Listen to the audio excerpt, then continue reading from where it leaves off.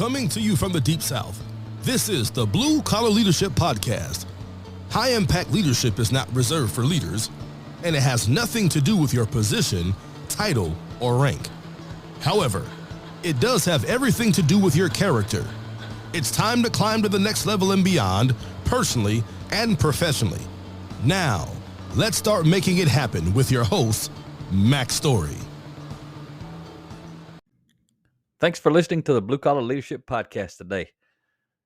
So today's episode is going to make a lot more sense if you listen to the last episode. Because today's episode, I'm talking about chapter 13 out of my 30-part series from my book, Who's Buying You? Until You Sell Yourself, You Won't Sell Much. The chapter title for today is Think Long Term. The chapter title of chapter 12, the last episode, was Think Long Term. And I started sharing a story in there about a salesperson named Carl selling me some furniture. So I'm going to pick up on that story in this episode. So if you're a new listener or for whatever reason you didn't hear the last episode, you may want to go back and grab that one and listen to it before listening to this one. But anyway, we're going to get started here today. So chapter 13, the title is Think Long Term. Subtitle, I want them to buy from me again. So remember, last time it was short term, I want them to buy from me. This time, think long term, I want them to buy from me again. All right, so I got a long quote here. I'll tell you when I'm done with it to open up today's episode. And I do want to remind you, these episodes, if it's easier for you, some people have told me they like that we are uploading these audio podcasts now on our Blue Collar Leadership YouTube channel. Not my personal channel or Ria's personal channel, but the youtube.com/@ Blue Collar Leadership. On that channel, you can also access these. So just want to let you know. Back to the quote from Stephen R. Covey. He says this. And we're talking about thinking long term. We're talking about I want people to buy from me again. Here's what he says. If I try to use human influence strategies and tactics of how to get other people to do what I want, to work better, to be more motivated, to like me and each other, while my character is fundamentally flawed, marked by duplicity or insincerity, then in the long run, I cannot be successful. My duplicity will breed distrust. And everything I do, even using so-called good human relations techniques, will be perceived as manipulative. When he's talking about duplicity, he's talking about being two-faced. A lot of folks are two-faced. Doesn't matter if they're in professional sales role or not. There's a lot of two-faced people. Some people act one way at work, act one way at home. That's two-faced. Some people talk one way around some people and another way around other people. That's two-faced. There's a lot of ways you can be two-faced. A lot of ways. But that's a different episode. I've talked about that previously in some other episodes, not the one really on the sales book, but I'm just helping you think about what he said in there. He said, my duplicity will breed distrust. And everything I do, even so-called good human relations techniques, will be perceived as manipulative. What he's saying is if I'm two-faced, I'm gonna breed distrust. That's what happens. So let's talk back about Carl. I hope you have recently listened to the last episode. So it kind of sticks with you. If not, you may want to go back and just fast forward to probably about the last 5 minutes of the last episode, and you can pick up on that story about Carl. It may have been 10 minutes, but it's probably about the last 5 minutes. But Carl, I told you Carl is a true sales pro. He understands or in that situation that happened back in 2015, he understood character-based influence. But what I know about Carl, if he understood it then, he still understands it. Carl was a motivator, not a manipulator. He got me fired up. And when a sales guy can get me fired up, he's a sales pro, I promise you. Like I said, I ain't got nothing against salespeople. I got something against bad salespeople. Just like I got something against people of poor character. I don't want them influencing me. And if they got poor character and they want help to develop high character, I got a high value for them people. I want to help them. But I'm talking about sales folks with poor character. That's needy and greedy, just trying to get me to buy something I don't need or necessarily want. I don't care for those folks. But salespeople like Carl, well, I like Carl. Carl was the real deal. But one thing I'll never know, Carl's boss, the sales manager, he might not like what Carl was doing. But I like what Carl was doing. I'm still talking about him. He made a big impact that day, and I bought from him. But that might not be the sales script that most salespeople, most sales managers ain't going to tell the folks. When somebody's ready to buy from you, give them the name and address and directions to our closest 3 competitors and recommend they go check out their products before they buy ours. There ain't many sales managers going to say that. But a sales pro is going to do that because they ain't needy and they ain't greedy. And they're trying to help you.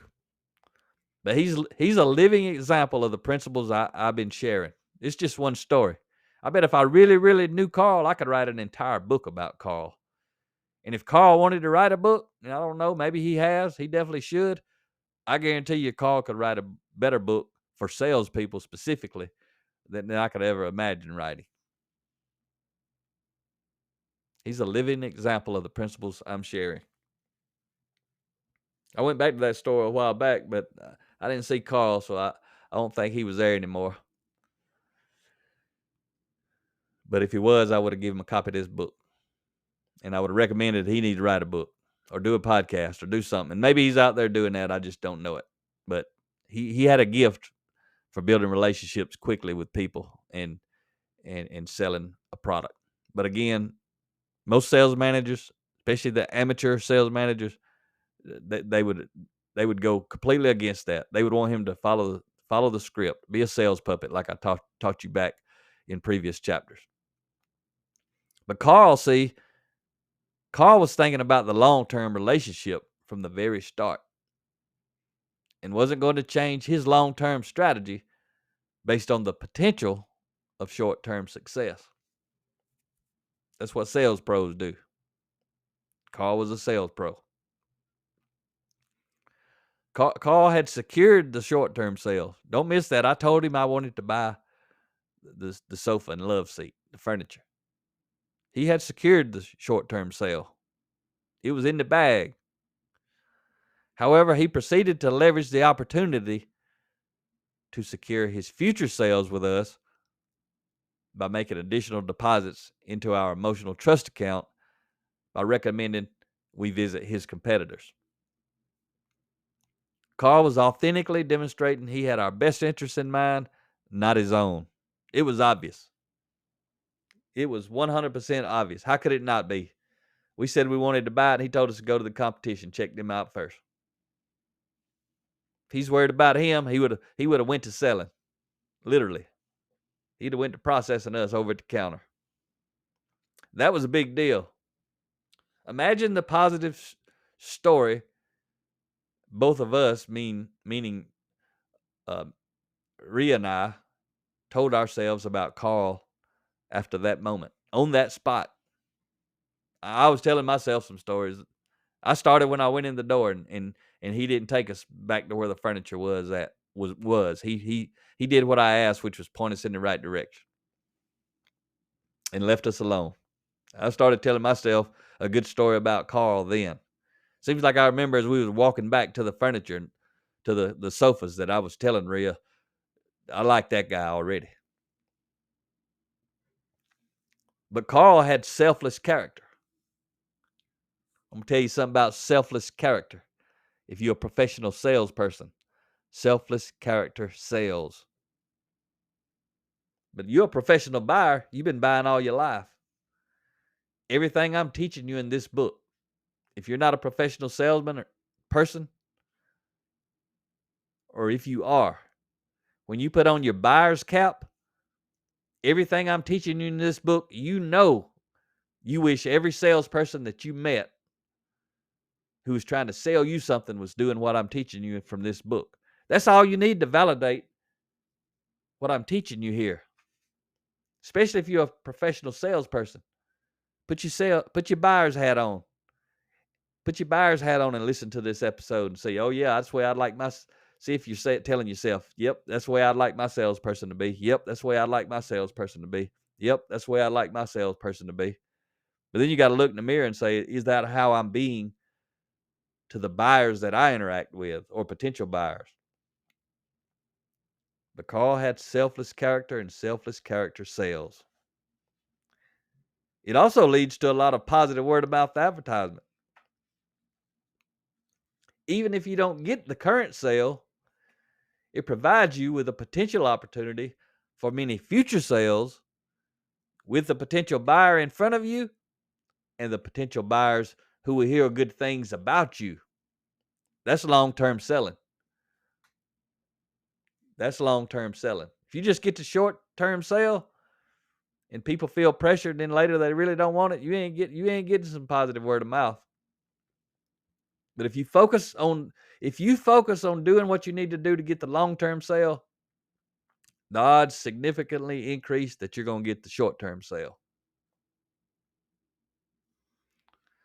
See, Carl had common sense, but he also had a high degree of uncommon sense, which was evident from the moment we met him. He focused on making deposits in order to build trust for the short-term sale by listening to my every word and responding based on those words. I guarantee you, Carl's been reading leadership development books and personal growth books. I know he had retired, I think, from the Air Force. Been a while since I talked with Carl that day, but pretty sure he had retired from the Air Force. I don't remember if he was an officer or enlisted, but he was sharp. He carried himself well. If I had to guess the way his mannerism was and everything, he probably was an officer. Maybe he had a good retirement. That's why he wasn't needy and greedy. But I know a lot of people who got good retirement, they make bad choices and they still needy and greedy.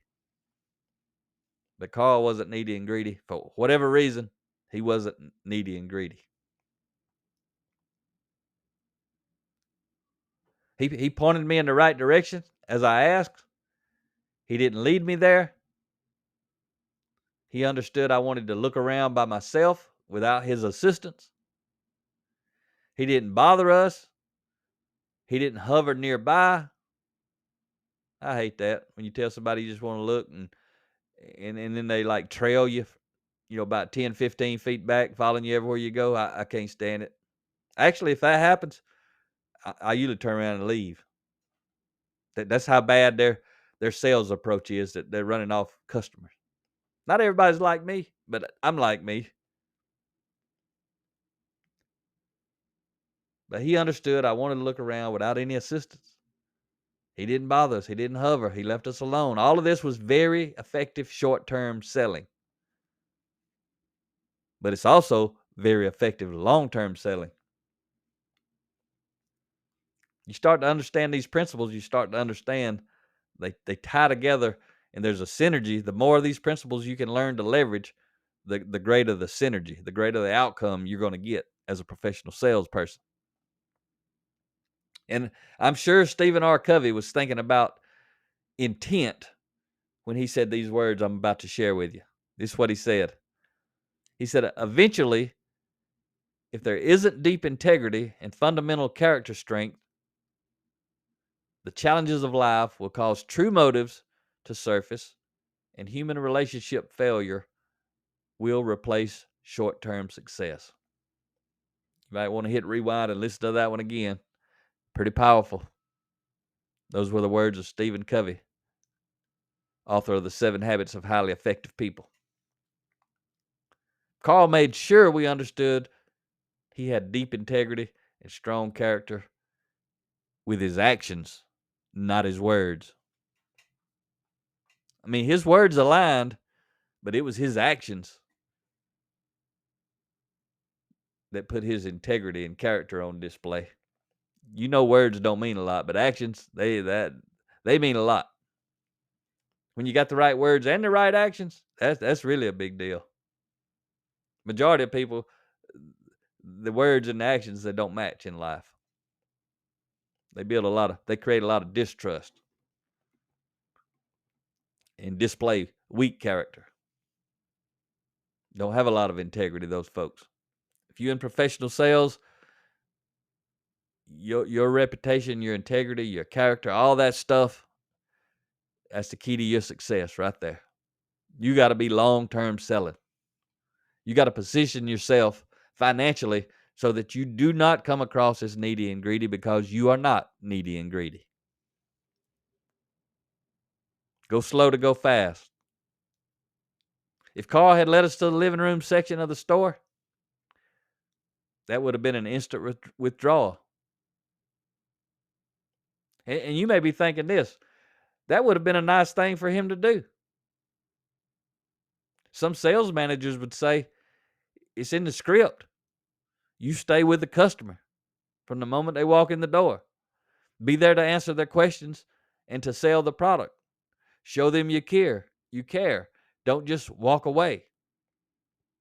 In other words, a sales manager thinking that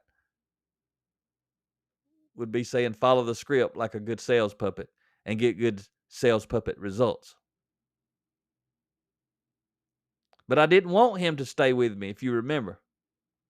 He asked me, could he help me? And I told him if he could just point me in the direction of the sofas, that'd make me happy. That's what he did. I didn't want him to stay with me. I didn't say, could you show me where they are at? I said, would you point me in the direction? I didn't want him to stay with me. Staying with me would have shown me he didn't care about what I just said, or that he wasn't listening. Because I clearly said I wanted him to leave us alone. I didn't ask him to lead us there. I wanted him to point us in the right direction. He actually listened, which resulted in a deposit. If he had not listened, it would have resulted in a withdrawal. And I'm talking about a deposit or a withdrawal into my emotional trust account. And then he also made another deposit by not bothering us. He made another deposit by not even paying any attention to us. He wasn't even worried about us. That's a sales pro. But if I had asked him to could you show me where the living room furniture was, and he had pointed me back there and didn't offer to take me back there, well, that would have been a withdrawal. What I'm saying is the salesperson needs to seek first to understand the customer, the buyer, and then deliver what the buyer wants. Be hyper sensitive to what they're saying, what they're doing.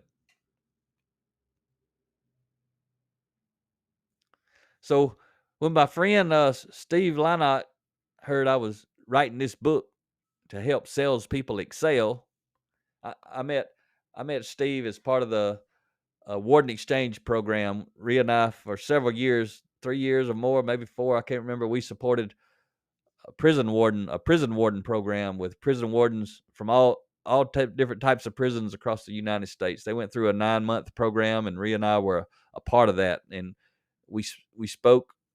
We were in Ohio one year. We did some online stuff. We were in California another year speaking with them. Can't remember if there was any other places, but somewhere along the way we met Steve, and he found out what we were doing. And when he saw that I was writing this book, this sales book to help salespeople excel, he provided a few stories and permission to use them. And one of them fits perfectly here to illustrate the true results of long-term thinking when selling. I'm so glad that he thought enough of me to share this story.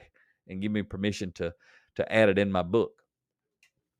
And can't remember if I shared it with you, but the dedication in the front of this book was to his father, Matt Leinart. And I said, to all of those who choose to sell with integrity,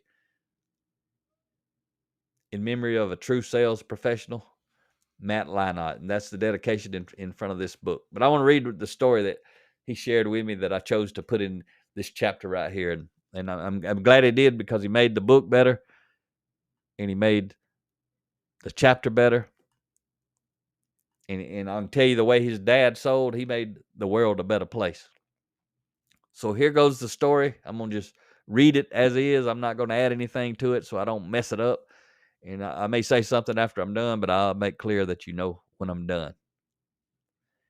So here, this is from Steve Leinart about his father, the story he shared. Steve said, my dad, Matt Leinart, raised 8 kids as a straight commission salesman for 46 years. Dad sold yearbooks and class rings to high schools in northern Pennsylvania from the late 1940s to the mid-1990s. His career outlasted the founder of the company. He sold to yearbook advisors, many of whom he became good friends with over the years. One advisor had been a client for over 30 years. Dad sold well into his 70s, and competitors often used this against him.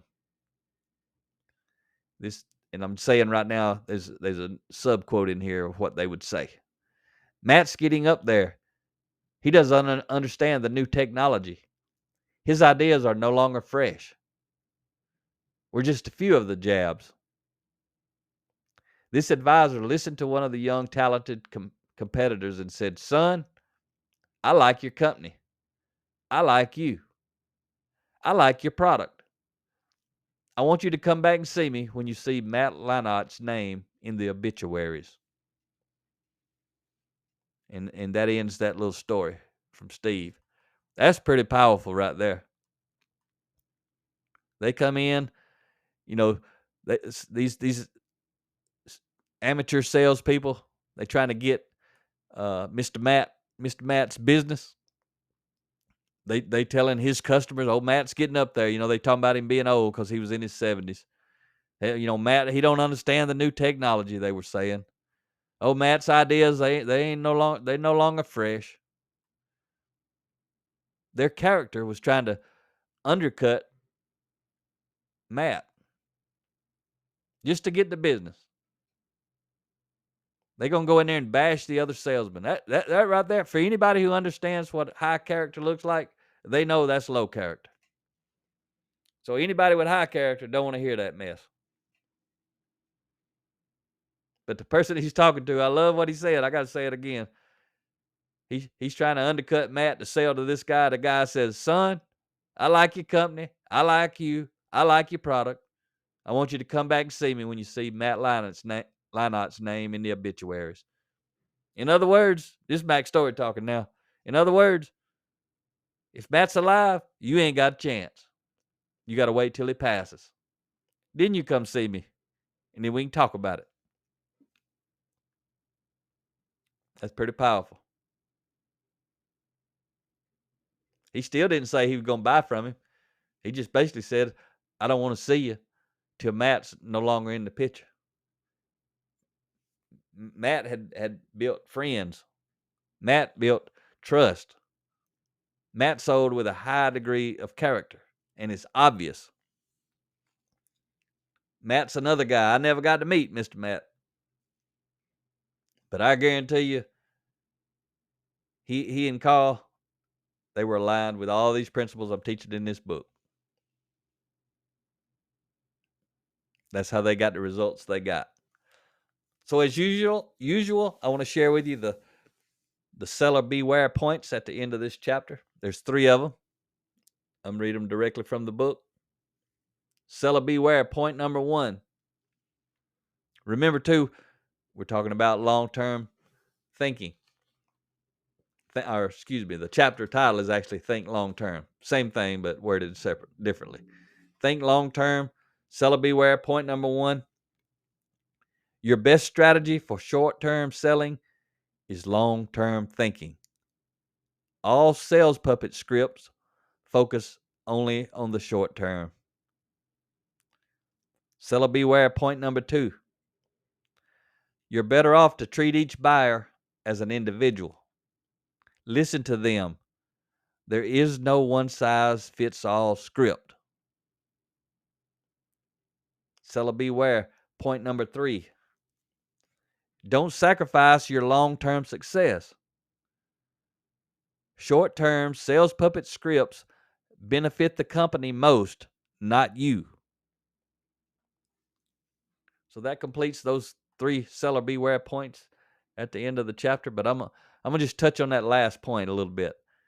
Don't sacrifice your long-term success. And then I said the last sentence, second part of that seller beware point number 3.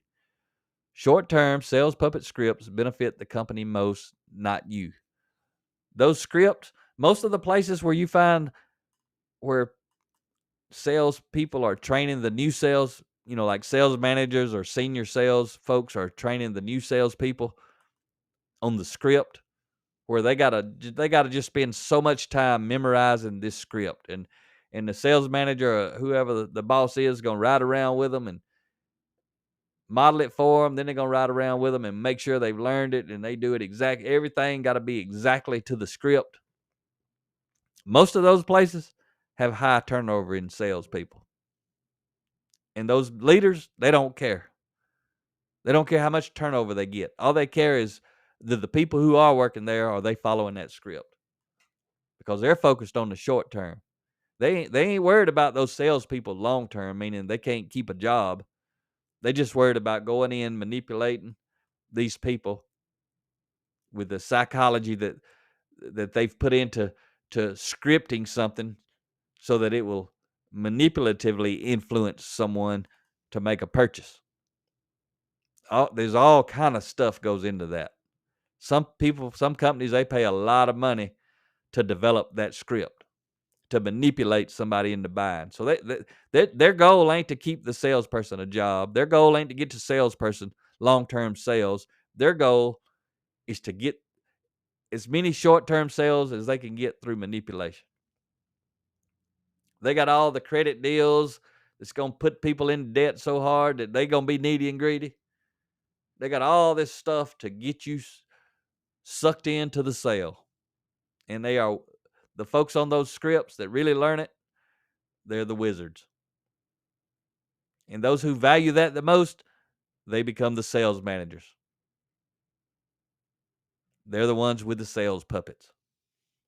And you can tell, you're a buyer. You've been places and you've bought. And you know when they put that sales script on you. You know it. They lose trust right off the bat. But they're so good, some of them, that they're going to reel you in. You may have been reeled in before. If you've purchased from one of them and then you had that buyer's remorse later, you know exactly what I'm talking about.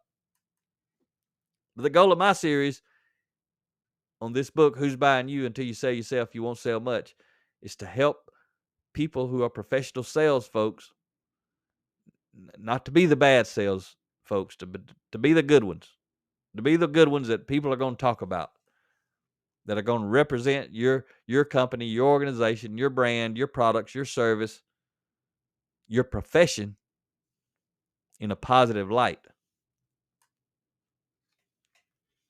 People love those kind of salespeople. And because you're a buyer. So my challenge to you at the end of this podcast, if you're in professional sales, think long term. Because you want them to buy from you again, not just once. If you leave and you go to another competitor, you want them to follow you to that competitor because they like you more than they like the product. Hope you got value out of today's episode. Hope you share it. Hope you subscribe to it. I don't monetize my podcast unless they make me. One day I might have to. So far I haven't had to. But I appreciate you sharing any of the episodes you actually like. Share links to them on social media. Tell your friends, your family, your coworkers about it. I just want to help people. The way you can help me help people is tell people about the podcast. Tell them about the Blue Collar Leadership YouTube channel. And on that channel, it ain't just me. It's me and Rhea. Most often it's us talking together about some subject. And we'll be putting some live videos on LinkedIn. And then we'll be storing them there. So there'll be some longer videos and some shorter videos. Either way, think long term. Talk to you next time. Make it happen or someone else will. It might as well be you. Are you serious about taking your career and your life to the next level and beyond? Check out Mac Story's Blue Collar Leadership series books and others, now available on audio, along with paperback and ebooks at Amazon, iTunes, and Audible. Please visit bluecollarleadership.com to learn about Mac's books, programs, special offers, certifications, and more. Thank you for listening to the Blue Collar Leadership Podcast.